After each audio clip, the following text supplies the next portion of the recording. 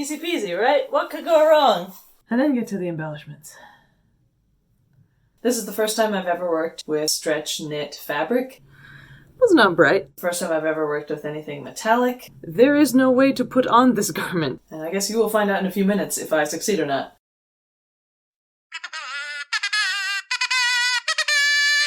Hello YouTubers. Welcome to part 2 of making a cosplay of Jobu Tupaki, antagonist in the movie Everything Everywhere All at Once. If you missed part 1 where I made the giant faux fur coat, you can find a link to that in the description, as well as a link to the other parts, making all the accessories, the boots, the gloves, etc. And a video of the final reveal, which I haven't finished yet. And Halloween is coming up. I hope I can get this all done in time. We've got less than a week left. So we'll see how it goes.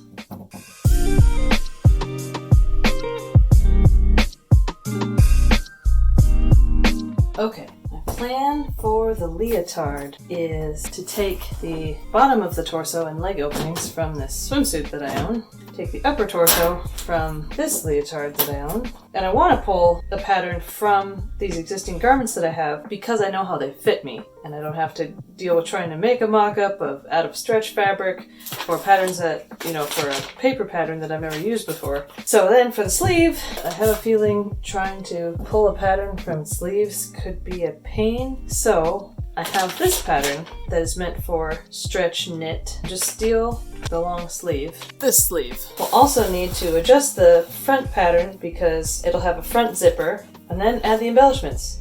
Easy peasy, right? What could go wrong? Change of scenery for a second. I wanted to mention this book that I got totally unrelated to this project from Better World Books. I got it used for just a couple bucks. It turns out that there are 2 sections in here that were exactly what I needed and didn't know anything about. The first being how to copy existing garments so that I could make the pattern for the leotard. It goes into great detail about how to do it properly. I did it less properly. Well, rubbing with actual crayons didn't work at all. Rubbing with a 3B pencil wasn't really getting me distinct lines either. The book recommends using muslin as your tracing paper, whereas I'm using actual paper. The book also recommends putting your garment to be copied on a dress form or over a tailor's hands, and I'm just laying it out flat because what I'm trying to get is fairly flat anyway. So using regular paper and a pencil, just trying to trace where I could feel edges, kind of fudging in a lot of places, I think got me to what I need. Hopefully the 4-way stretch fabric will hide any sins that I've committed.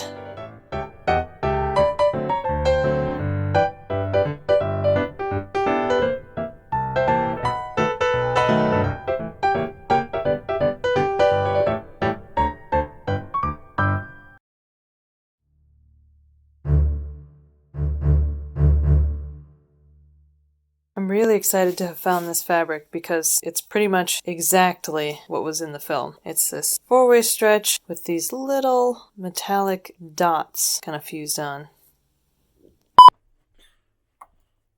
This is like a sheet of rubber band, and it just wants to catch on the knife and stretch instead of cut. But I'd still find a rotary cutter way more accurate than pair of scissors, so I'm suffering through it. It's only 4 pieces of fabric that I gotta cut.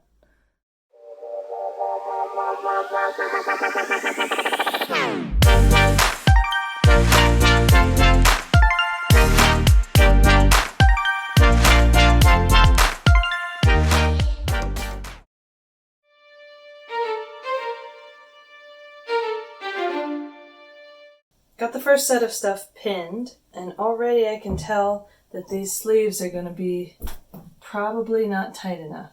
I'm going to just baste this one, try it on my arm, see how much I need to shrink it up some more.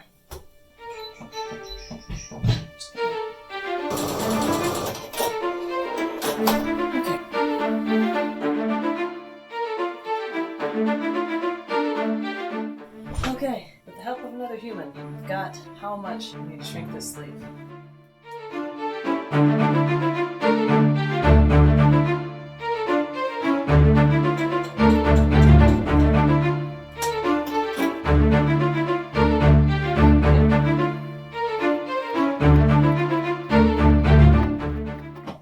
this makes it look like I have beefy forearms, which I do not have. Maybe it's just that I have dainty wrists. So unpick this, trace it onto the other sleeve.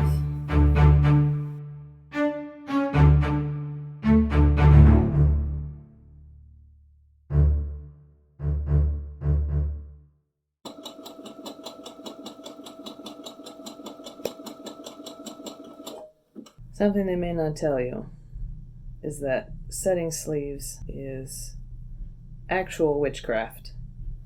But the only way you get better at witchcraft is by practicing it.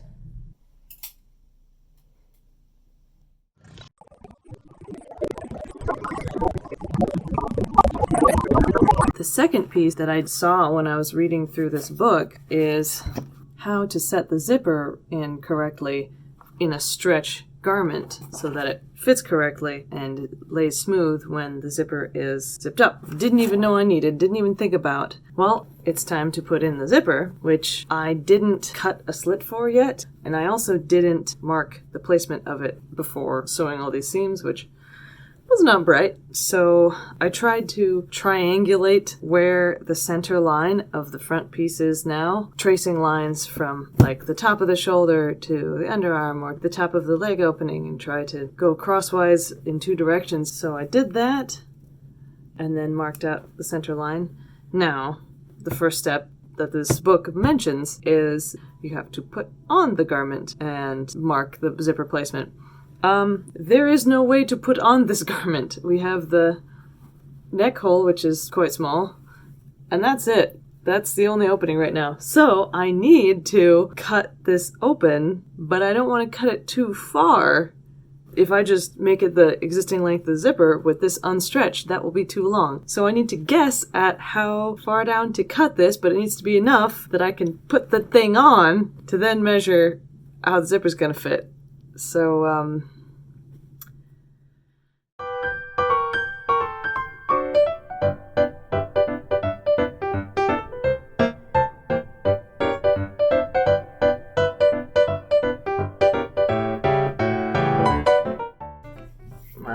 So after following the instructions, guessing how far open to cut the front piece, trying to put it on, cutting it open a little farther, putting it on again, measuring it, putting the zipper against the fabric with it stretched on me, marking that, taking it off again. Turns out the difference between regular zipper length on the unstretched fabric and what it should be with the fabric stretched is half an inch.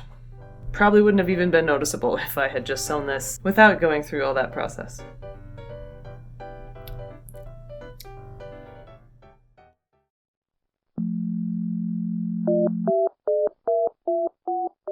Okay, zipper is in.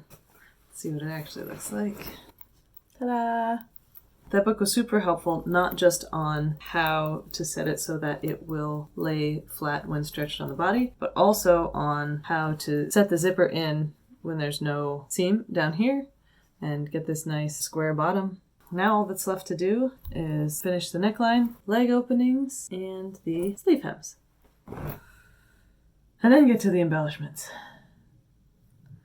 It'll get done. It'll get done in time for Halloween.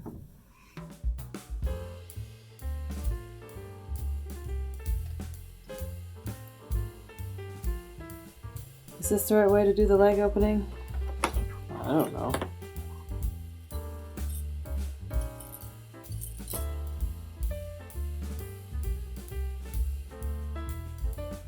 Leg openings are done. Definitely not the most beautiful and a little bit stretched out, as you can see, but I tried it on. They stay on. They don't give me a giant wedgie, which is the main thing I was worried about. So good enough, I say. So the sleeves currently are quite long because they're meant to be properly hemmed, but since I'm just going to fold them up once and zigzag them, much like I did for the leg opening, I actually need to fold them up a full 5 centimeters. I'll zigzag them and then cut off all that excess. Or, hang on, one more time. There we go. Now they're done. So I tried to make the finished collar look like the film version, which, because I don't have a serger, means I had to do a straight stitch. Straight stitches don't stretch. So this went from being really darn easy to try on, so I got the zipper opening in, to nearly impossible to put on once I made this collar no longer able to stretch. So I'm going to go ahead and top stitch with a zigzag, then rip out the straight stitch that I put in here. Probably no one will notice. And then we'll be ready to embellish. To be clear, it is still a process to get into and out of, but it is doable. It's more doable now that the neckline can stretch.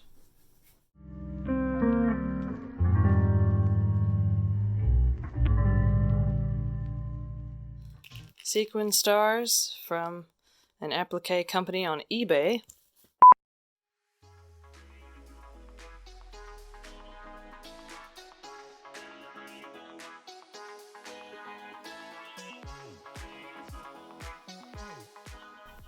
Now that it's on, it fits.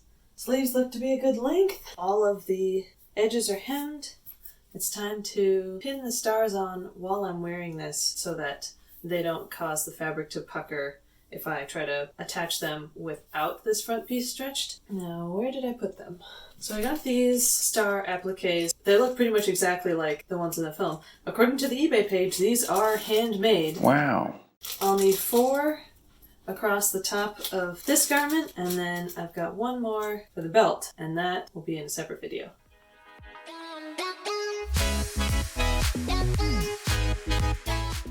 Seriously, I don't understand how figure skaters do it. I had to put on a pair of flannel pajama pants over this because just sitting here for a few minutes, I am freezing. I mean, it's also freezing in my house, but it's not skating rink level freezing.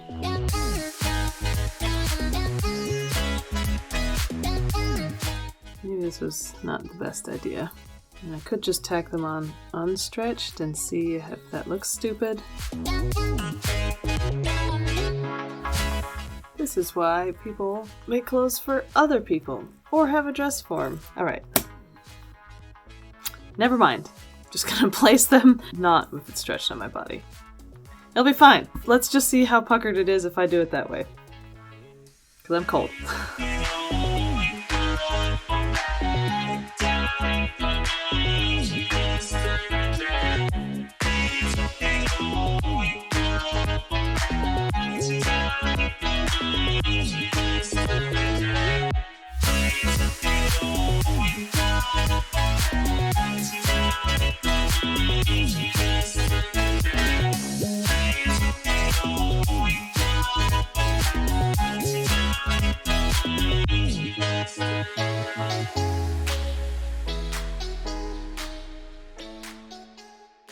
And with that, the leotard is finished. Go check out the final video in this series to see what it looks like all put together with the other costume pieces, because even I don't know yet. As for now, I'm gonna go drink some water and eat a snack. So, until next time, bye!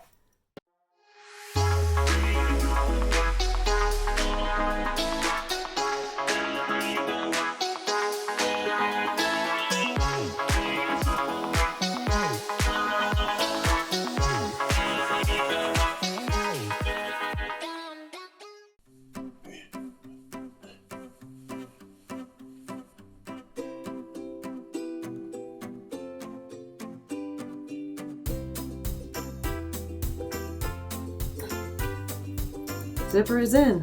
And look how tired I look. It's going to be a recurring theme throughout this project.